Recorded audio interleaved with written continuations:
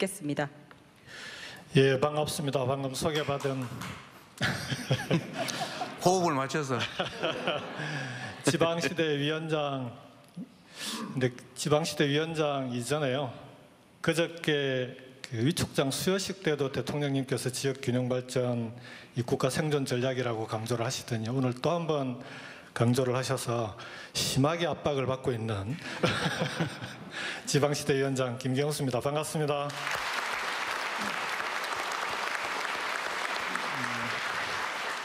지방시대위원회 좀 생소하시죠? 이전에 그 국가균형발전을 책임졌던 균형발전위원회와 지방자치를 책임졌던 자치분권위원회 두 개를 합쳐놓은 겁니다. 지난 정부에서. 그래서 이름을 지방시대위원회라고 이름을 지어놓고 있고요. 이번 정부에서 대통령님께서 말씀하셨듯이 지방이 살아야 대한민국이 산다. 그래서 일종의 다시 얘기하자면 지방살리기위원회다 이렇게 보시면 될 것 같습니다. 지방이 살아야 대한민국이 산다고 보면 결국 지방 살리기는 국가 살리기와 다르지 않다 이렇게 볼 것 같습니다. 제가 이제 오늘 이 자리에서 여러분들께 설명을 해달라고 부탁을 받은 건 부산을 포함한 부울경이 해양 강국으로 가는 해양 수도로 가기 위해서는 해수부 이전이 신속하게 돼야 되고 해수부만 이전하는 게 아니라 해수부와 관련된 기관들이 있습니다. 공공기관들도 함께 신속하게 이전이 돼야 하는데 그 공공기관의 이전 문제가 우리 지방시대위원회에서 심의하고 의결을 해야 가능하게 되어 있습니다. 그래서 어떻게 하면 해수부와 협력해서 공공기관을 신속하게 이전할 거냐라는 문제에 대해서 발제를 좀 해달라고 부탁을 받았고요. 두 번째는 공공기관 이전만으로 지방이 살아날 수 있는 거냐. 그게 아니라 대통령 말씀하셨듯이 이제는 시도 단위로는 더 이상 지역발전이 균형발전이 어려운 단계에 접어들었습니다. 그래서 시도 단위를 넘어서는 수도권 일극체제를 극복할 수 있는 부울경 그리고 대구 경북 그리고 광주 전남 그리고 충청권 이런 그 권역별 균형발전 전략이 필요하다. 그 부분에 대해서 함께 설명을 해달라는 그런 요청을 좀 받았습니다. 저도 주어진 시간이 5분밖에 안 되기 때문에 최대한 압축해서 설명을 드리겠습니다. 해수부를 이전하면 당연히 큰 공공기관이 오기 때문에 부산에는 도움이 됩니다. 그렇지만 해수부만 이전한다고 부산이 지금까지의 침체를 벗어나서 완전히 새롭게 발전할 수 있느냐. 그렇게 보기엔 좀 어렵지 않겠습니까? 해수부가 왔을 때 해수부를 포함한 관련 공공기관들이 반드시 함께 와야 됩니다. 그래야만 부산이 명실공히 해양 수도로서의 기능을 할 수 있게 됩니다. 지난번 혁신도시 노무현 대통령 때 혁신도시를 만들 때 부산은 혁신도시가 세 가지 주제로 만들어졌습니다. 하나가 해양수산이었고요. 두 번째가 영화산업이었고 세 번째가 금융이었습니다. 그런데 그 당시에 혁신도시가 제대로 만들어졌다면 지금처럼 이렇게 지방이 어렵지는 않았을 텐데 참여정부 때 혁신도시 추진사업이 제대로 진행이 되다가 그 정부가 바뀌면서 혁신도시 2단계 추진사업이 계획이 다 돼 있었음에도 불구하고 그 2단계 사업들이 전부 중단이 돼버렸습니다. 그래서 원래 혁신도시라고 하는 게 공공기관이 이전해서 오면 그 공공기관과 함께 그 관련 있는 대학들에서 우수한 인재를 양성하고 우수한 인재들이 양성이 되면 당연히 함께 그 인재를 보고 기업들이 수도권에서 찾아오게 만들어서 공공기관과 대학과 기업이 하나의 클러스터를 만드는 하나의 공동체를 만드는 그런 지역 혁신 성장의 거점을 만들자는 거였거든요. 근데 공공기관 이전 이후에 그 이후에 정책들이 다 중단되어 버렸습니다. 그러면서 지금은 혁신도시가 어떻게 되어 있습니까? 공공기관이 이전되어서 그 공공기관의 직원들만 와 있는 그것도 전부 다도 아니고 그런 혁신도시가 되지 않았습니까? 그래서 해수부도 마찬가지다. 해수부만 오는 것에 그치면 부산이 해양수도가 되는 것은 불가능하다. 그렇기 때문에 해수부와 함께 1차 이전 당시에 왔던 공공기관 뿐만 아니라 지금 추가해서 올 수 있는 공공기관들도 함께 와야 됩니다. 이것도 속도가 중요합니다. 해수부가 이전될 때 반드시 그 공공기관들도 함께 이전될 수 있도록 해야 된다고 봅니다. 이 부분은 해수부가 공공기관들을 지정하고 그 지정된 공공기관들이 이렇게 이전하겠다라는 계획을 지방시대위원회와 협의하면 지방시대위원회가 그 절차를 밟게 돼 있는데요. 아까 전재수 장관께 해수부가 추진해 나가는 절차에 지방시대위원회가 지방시대위원회의 절차 때문에 시간을 끄는 일은 절대로 없게 하겠다라고 약속을 드렸습니다. 그래서 가장 신속하게, 가장 빠르게 추진될 수 있도록 하겠습니다.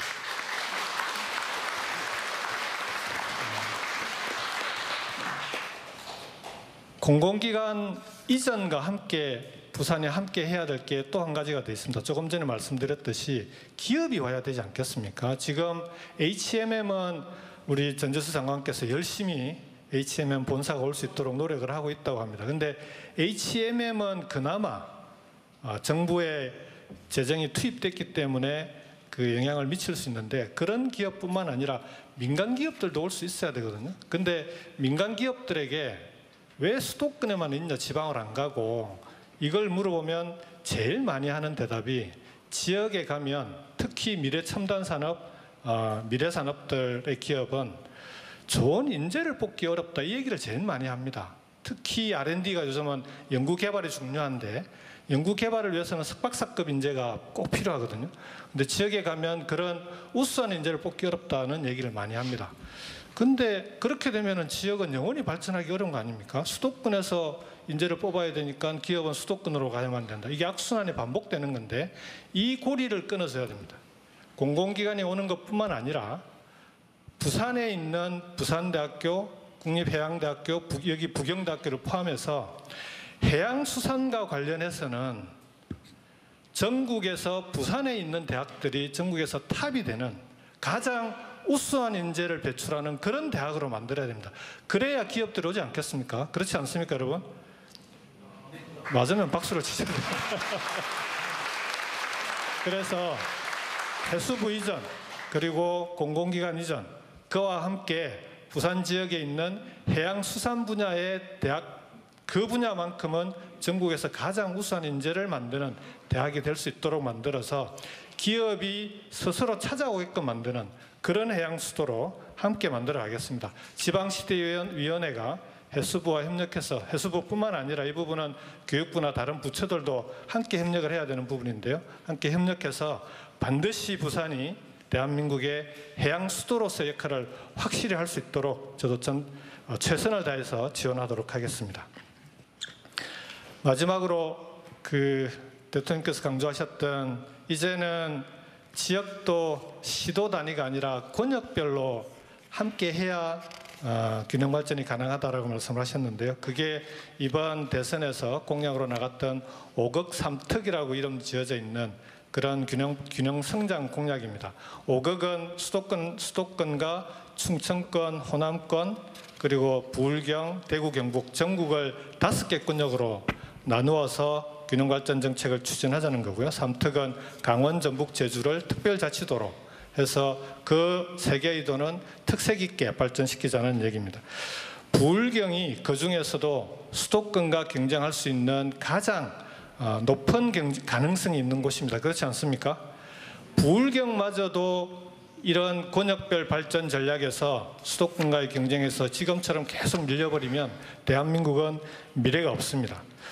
그래서 지금 이번 정부에서는 5극 3특을 중심으로 권역별 균형 성장 전략으로서 대한민국을 균형 있게 발전시키겠다라는 정책으로 지금 전략을 수립하고 있는 중입니다. 사실은 대통령께서 워낙 속도와 성과를 강조하고 계셔서요. 이 부분도 거의 밀린 숙제하듯이 열심히 하고 있습니다. 지금 어제까지도 국정기획위원회와 이 5극 3특을 통한 국가균형성장을 어떻게 나갈 건지 부처들과 관련 내용들을 협의해 나가고 있는 중입니다.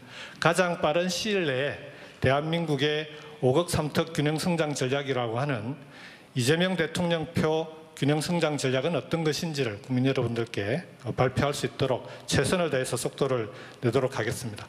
마지막으로 부울경의 경우에 지금 그 부산 경남이 행정 통합을 추진하고 있는데요. 자, 이것과 그러면 메가시티는 어떻게 되는 거냐 이런 질문들을 많이 합니다.